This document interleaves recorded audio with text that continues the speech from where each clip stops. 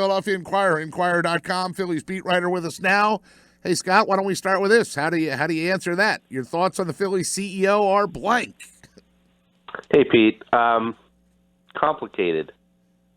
I heard a lot of talk yesterday. The press conference was 57 minutes long, and most of those 57 minutes were filled with John Middleton speak, and I heard a lot of words from him yesterday. I heard a lot of talk about kind of his thoughts on what it's like to be the CEO of the Phillies and what his role is as CEO and managing partner of the Phillies. I didn't hear a whole lot of solutions or specifics on how the situation needs to be fixed. And so I'm kind of, a day later, I'm still kind of processing a lot of what we heard and trying to figure out what my takeaways are from it. I think, if I wasn't already sure who was calling the shots over there, I am now. It's John Middleton. And I guess my question is,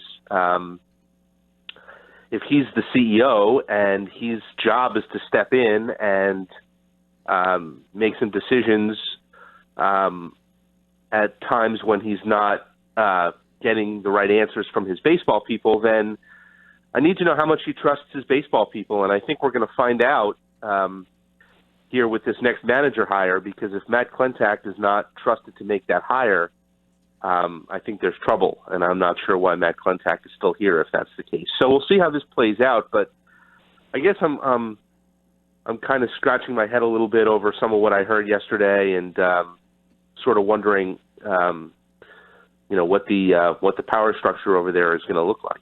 Yeah, and it certainly, Scott Lauber, our guest, it certainly seemed like there were times that Matt Klentak was wondering, why am I still here? It was the John Middleton show. A lot of people we had Mike McGarry on, and he described it as John Middleton and his backup singers. Like the other two guys didn't get a lot of time to talk. It was John Middleton, and John Middleton. I'll take that one. Let me get my iPhone out so I can give you some meaningless stats that have nothing to do directly with your question. I mean, how bizarre.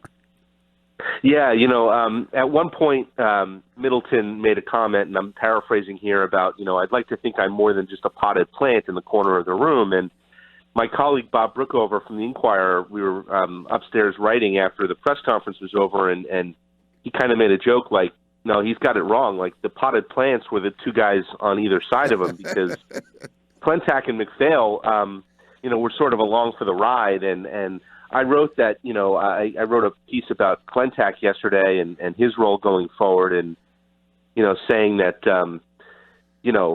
if he's not authorized to make the next manager hire, then why is he here? And there were times when, like you said, I wrote this, where he looked like he didn't know why he was sitting there, or he was bored, or he was disappointed. I know he was disappointed that his manager, his hand-picked manager, and the one who he defended and wanted to bring back was not retained. So, it was definitely the John Middleton show. And, I thought about this a lot, and how unusual it is. I think that, look, Phillies fans, if you're a Phillies fan, you love John Middleton because he wants to win. He's willing to spend money to win. And right away, that puts him ahead of a lot of owners in sports who either don't want to win or don't want to win enough to spend the money required to win. And that's great. And that's why you like him if you're a Phillies fan. And when he went out and he flew to Las Vegas at the end of February to put a personal touch on the whole Bryce Harper thing, I didn't make too much of it because I thought, look, this is how it's done when you're dealing with a $330 million Scott Boras free agent. There's a reason why when Scott Boras negotiates for his clients, he tends to go over the head of the general manager straight to the owner. The owner controls the purse strings. The owner is going to make a decision ultimately on whether to sign a free agent of that caliber or not. Whether the GM is Brian Cashman or some kid out of business school, that's how Boras operates. And so I thought, okay, that's just Middleton playing the game here and doing what he needs to do and being involved at an ownership level on a transaction that requires ownership approval for sure. Then, in August, when he stepped in and kind of came off the top rope and did we got to get rid of John Maley, I thought that was a little strange. But I thought, okay, the owner's frustrated. He's not happy with how the season's going, and he's exerting his authority.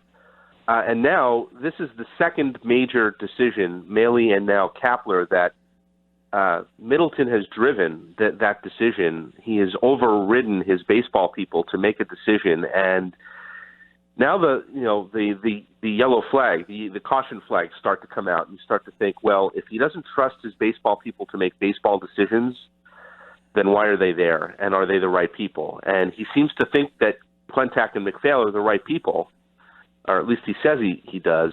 So why the vetoes? Why the overrides? And that's the part that I'm unclear about. So Scott Lauber's with us from the Inquirer, Inquirer.com. That piece he's referencing, if John Middleton still trusts Matt Klentak to be the Phillies GM, he must allow him to pick the new manager. And that's the great column that you have up today, talking about this 24-month Kapler era, talking about the unique challenges of analytics, talking about the one kind of honest moment I thought that happened yesterday where Klentak said Cap had a hard time gaining acceptance. He almost said it quietly, where he says, I think back to the exchange Cap had with you guys about being Dallas Green. I'm not like Dallas Green, with maybe some more colorful language. That was probably one of the most honest answers that Cap ever gave on camera, is that everything else was all positive and spin. And yet Klentak, that's his guy. And now John Middleton. So we had Mike McGarry on earlier, and he said, he compared it to this. And I ask you this, Scott, should Phillies fans be worried that this is the next coming of a Daniel Snyder with the Redskins, or a Al Davis with the Raiders, or, and I hate to say it as a lifelong Flyers fan, but a meddling Ed Snyder with the Flyers? He is certainly involved, and maybe too involved in some of these baseball decisions. Look, it's his right. I mean, he is an owner of the team. He identifies himself as the CEO. If he wants to be involved, he can be involved. He's accountable to his fellow owners, and that's about it, and the fans, I think, and that's about it. And so it's his right to be as involved as he wants to be. I just think there's a danger there. I think you want to be less George Steinbrenner and more Hal Steinbrenner. You want to trust your baseball people.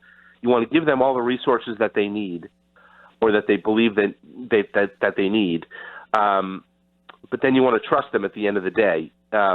John Middleton is a smart businessman, but he is not a baseball man. And the baseball people who he has in place have worked in the game for a while, especially Andy MacPhail. And Matt Klentak has worked in the game now for a while, even though he's only 39. He's been around. He's done some different things in the game. If you think that they're the right people, you need to trust them. And so it's super interesting. Like I said, I guess it's been trending in this direction ever since 2015, when Middleton kind of came out of the shadows a little bit and became sort of a more visible owner and more of a front man for this ownership group that had been in the background for so long. And I guess it's been such a gradual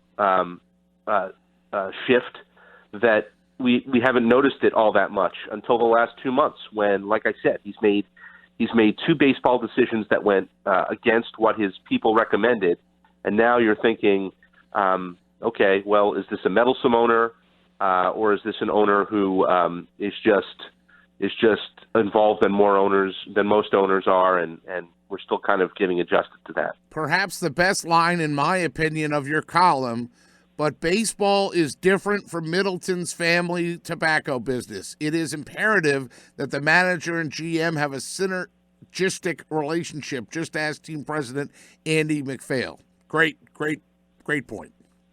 Yeah, and look, Andy MacPhail has said this before, and I asked him about it yesterday at the press conference, how important it is for the general manager and the manager to have that relationship, and therefore for the general manager to be the one that picks the manager. And he said it's the most important relationship in an organization. And then he went on to say that, Matt Klentak was going to take the lead here, and ultimately MacPhail and Middleton would have to be on board with his decision. But he said something like that. It's impossible for me to see that Matt wouldn't be fully on board. Well, Klentak wanted Kapler back, and Middleton overrode it. So why do we believe, or why should we believe, or why should Matt Klentak believe that he's going to have the final say on the next manager? And it's kind of a shame, because it'll be the last manager hire he gets to make here. I mean, he's not going to get another one. If this one doesn't go well, he'll take the fall for it. And, we can do another hour, I'm sure, on whether Klentak deserves the right to pick the next manager. Has he done a good enough job in his 4 years here to have that right? But the fact of the matter is he's still the general manager. John Middleton continues to give him votes of confidence. He gave him a 3-year contract extension last spring. So regardless of what we think about the job he's done, Middleton seems to like the job he's done, or seems to think he deserves to keep his job. Well, if he deserves to keep his job in the owner's view, then you got to let him do it. I guess the last question I have for you is, what does Andy MacPhail do? Because a lot of people seem to be confused about what his role is in the organization and if he really has any power or control. Yeah, it's a good question. I don't think we got a whole lot of clarity on that yesterday either. I think that MacPhail is obviously over Klentak and works with him on a lot of different things. But, I've wondered this for the couple of years now since I've been back. How involved is MacPhail in the day-to-day? And we hear from him publicly 3 times a year, usually in spring training, around the middle of the year, and at the end of the year. So around the middle of the year was the infamous, if we don't, we don't. Yeah, he finally got to address that yesterday. I'm not going to give you the hammer, he said. Yeah, and look, I mean, I thought it was bad form to say what he said. I also thought it was part of a larger comment about how they were going to proceed at the trade deadline. And I think if you put the full comment into context, it makes a little bit more sense. I think some people in our market took it out of context a little bit and blew it up. And it's Philly. It's here. Ricky Waters. For what? For who? We boil comments down to sell papers and drive talk radio. What did Andy think was going to happen? Yeah. It's what goes on here, and he's got to be more careful with how he chooses his words. And look, this is another thing we could talk about for hours on end about whether, And my colleague Matt Breen, I wrote about this a few weeks ago, and my colleague Matt Breen asked a great pointed question of John Middleton yesterday with regard to this. I mean, management, Klentak and MacPhail, were allowed to play the long game at the trade deadline and say, you know what, we're not going to trade Alec Boehm or Spencer Howard for a player, for a major league player who might help us get in to the second wild card, which gets us one game, which gets us a shot at the Dodgers, which might not go our way. But Gabe Kapler gets punished for missing the playoffs. And so it's kind of a double standard, right? Why is management allowed to take a long view and the manager gets punished for not being able to take the long view?